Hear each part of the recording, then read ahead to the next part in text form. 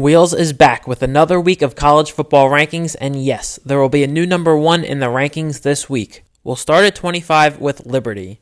Kansas and Oklahoma State both lost in week 11, but they'll stay ranked at 24 and 23. Iowa enters the rankings at 22. James Madison and Tulane both move up 2 spots as they come in at 21 and 20. Notre Dame is at 19, and North Carolina makes the jump from 24 last week to 18 this week. Utah drops down to number 17, and LSU moves up to 16. Another impressive win for Arizona puts them in the top 15, with Oklahoma just ahead of them at 14. Penn State and Ole Miss both lost to 2 of the undefeated teams, as they'll drop down to 13 and 12. A big win over now unranked Tennessee moves Missouri all the way up to 11, and Oregon State has now entered the top 10. We'll take another look at the teams I have ranked 10 through 25, as well as where they were ranked 1 week ago. We're down to 9 teams that realistically have a shot at the college football playoff.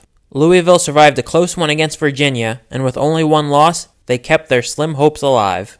Alabama stays at number 8. 6, 7, and 8 are all very close right now. The Tide are playing their best football at the right time of year, but with a similar resume and a head-to-head loss against Texas, they stay 1 spot behind the Longhorns, who come in at number 7. Texas seems to like to keep things interesting because they've seen 20-point leads disappear 3 times in the last 4 weeks. However, a strong resume and only 1 loss is all you need to be in the college football playoff race this time of year. Learn how to keep big leads, and maybe you'll pass Oregon down the line. Style points do count in college football. Oregon stays at number 6, and for anyone questioning their resume, I'll tell you to look at the scores of their games. They've dominated most of their opponents. 8 of their 9 wins have come by multiple scores.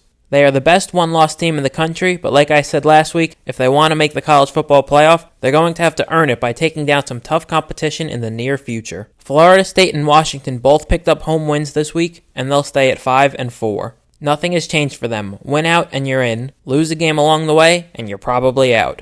Now the top 3. I said there will be a new number 1 this week, and this ranking kind of gives it away if you watched last week's video, because Michigan is still ranked at number 3. They've closed the gap with Ohio State in terms of resume, but their final position will ultimately be determined when the teams play each other in a couple of weeks. Speaking of the Buckeyes, they've dropped 1 spot down to number 2. They didn't do anything wrong. Some of you might think I'm crazy for dropping a team that just won 38-3, but this decision is less about Ohio State dropping and more about Georgia moving up to number 1.